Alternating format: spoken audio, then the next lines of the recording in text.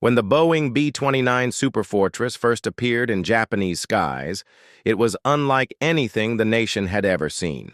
To civilians on the ground, it didn't look like an aircraft but a floating city of steel, shimmering in the sunlight as it passed overhead. Its colossal wings stretched wider than any bomber that had come before. Its silver fuselage gleamed against the blue sky, and the deep growl of its four engines echoed across entire towns long before the bombs began to fall. To many, the sight itself was a warning, a shadow of destruction hovering above Japan's heartland. For Japanese commanders and airmen, the first encounters were filled with disbelief. At first, they assumed the B-29 was just another oversized American experiment, too big, too heavy, and too impractical to matter in the war. Analysts believed it would be sluggish, easy prey for Japan's nimble Zero fighters and swift interceptors. But those illusions crumbled the moment their pilots tried to engage. The bomber flew at altitudes above 30,000 feet, a realm where most Japanese aircraft could barely operate. Engines overheated during the climb, oxygen ran low, and guns froze in the thin air. Reaching the B-29 was itself a battle. And when they finally reached it, another shock awaited them. The Superfortress was no lumbering target. Its advanced defensive system unleashed perfectly coordinated bursts of about 50 caliber fire, punishing attackers before they could fire a single round. Flying in disciplined formations, the bombers created an impenetrable wall of overlapping turrets. Frontal runs were suicide, tailing was hopeless, and diving attacks met a storm of lead. The Japanese had never seen such a fortress in the sky. Every approach ended in fire. For civilians, the psychological toll was immediate. The B-29's deep rumble became a chilling prelude to devastation, a sound that rolled across fields and cities before the first bombs exploded. Every sighting reminded Japan that its skies were no longer safe, that the war had come home in a form they could neither escape nor fight. And if you want more untold stories of legendary aircraft and the secrets behind them, make sure to like, share, and subscribe for the next chapter. To understand why the B-29 struck such terror into Japan, one must look at the fragile state of its defenses before the giant ever appeared. In the early years of the war, Japan's doctrine had been built on agility, bravery, and short-range encounters. Aircraft like the Mitsubishi A6M0 and the Nakajima Ki-43 Hayabusa dominated the skies across Asia and the Pacific. These lightweight fighters excelled at dogfighting, able to twist and turn with unmatched maneuverability. Against medium bombers like the B-25 Mitchell or even the occasional B-17 Flying Fortress, Japanese pilots held their own, relying on aggressive close-range bursts of firepower. But by 1944, cracks in this system had already begun to spread. Japan's anti-aircraft artillery had been designed for older bombers that flew below 20,000 feet, not for high-altitude giants. The nation's radar network was patchy at best, often leaving cities and bases with little warning of incoming raids. Fuel shortages crippled training, forcing many inexperienced recruits into combat with only a fraction of the hours their predecessors once logged. The proud veteran corps of Japanese pilots, men who had once dominated the skies, had been whittled down by attrition, replaced by youth with courage but little skill. Despite these weaknesses, Japanese commanders clung to the belief that speed, sacrifice, and aggressive tactics could still carry the day. They reassured themselves that no bomber could strike the home islands with impunity, that their interceptors and anti-aircraft guns would hold the line. But this confidence was based on a world that no longer existed. When the B-29 finally arrived, it made all these assumptions obsolete. Instead of slow-moving bombers at low altitude, the Superfortress flew above 30,000 feet, at speeds over 350 miles per hour. Fighters struggled to climb that high, and flak bursts fell thousands of feet short. In a single stroke, Japan's carefully constructed air defense strategy collapsed. The very foundation of their doctrine, maneuver-based combat and short, decisive engagements, was irrelevant against this new kind of enemy.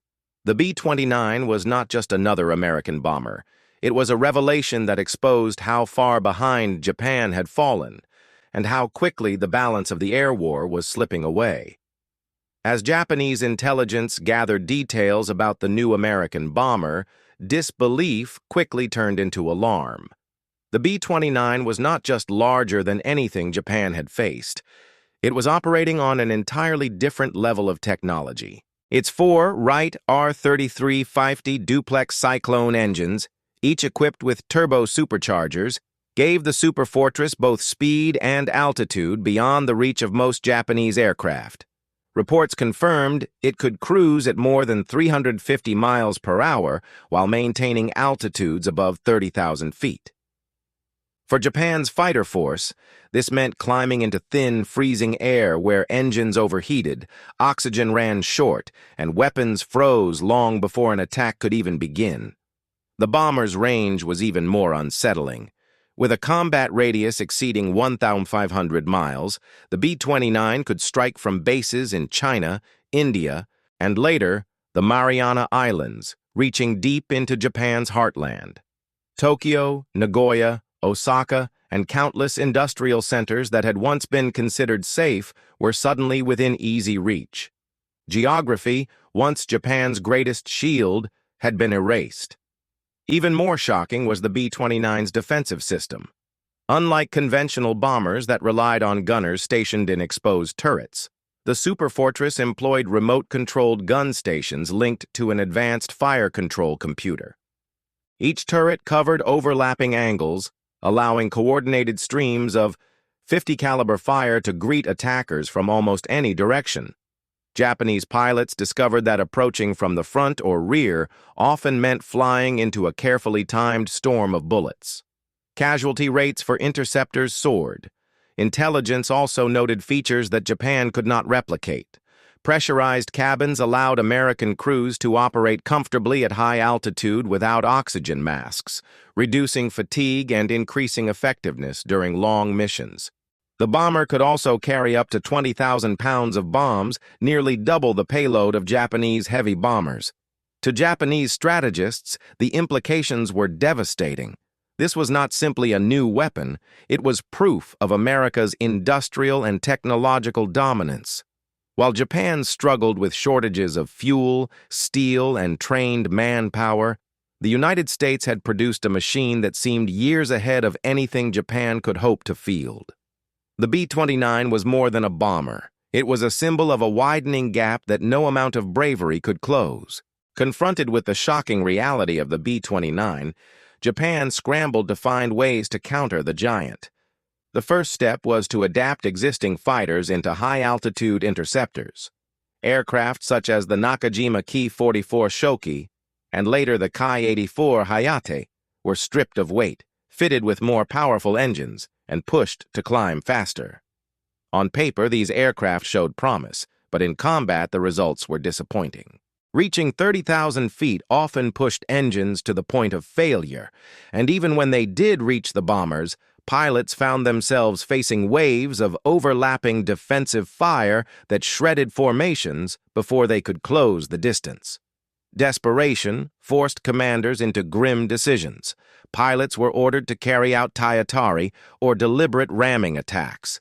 Entire units were organized to sacrifice themselves by crashing into the B-29 formations, hoping the destruction of one bomber might disrupt the rest.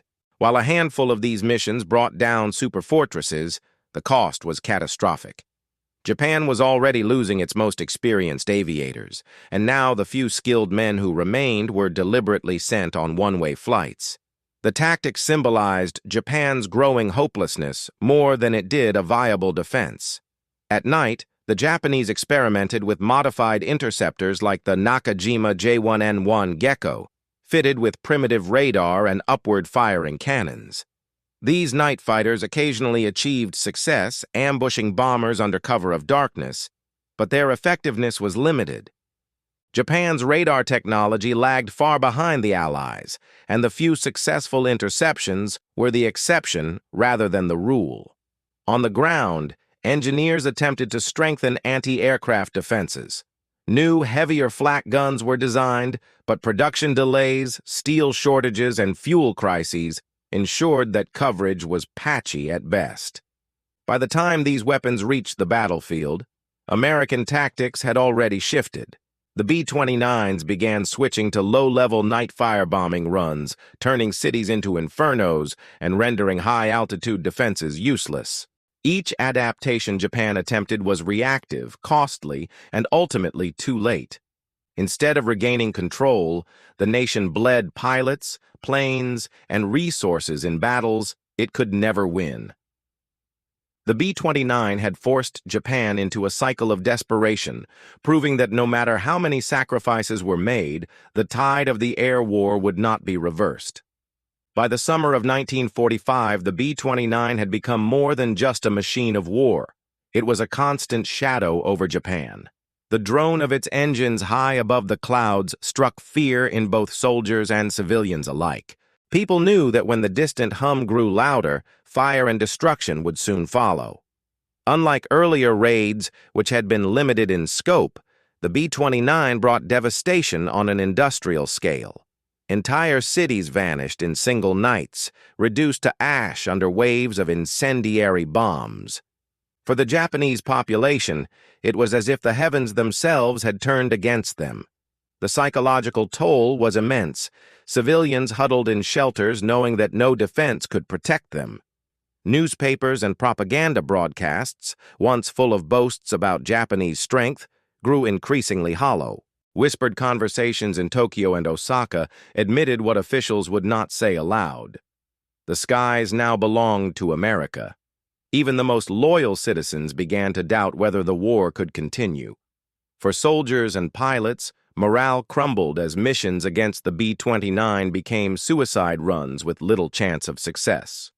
The final blow came in August 1945, when the Enola Gay and later Bockscar dropped atomic bombs on Hiroshima and Nagasaki. The shock was total. For Japan, the B-29 was no longer simply a bomber. It was the very messenger of apocalypse.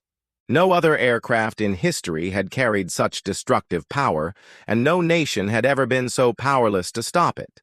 In hindsight, the B-29 represented more than just a military advantage. It showcased the sheer scale of American industrial might, technological innovation, and logistical power. Japan's view of the aircraft shifted from one of tactical frustration to symbolic despair.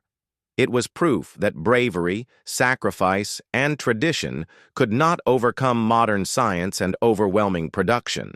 For historians, the B-29 stands today as both a marvel of engineering and a harbinger of a new era in warfare.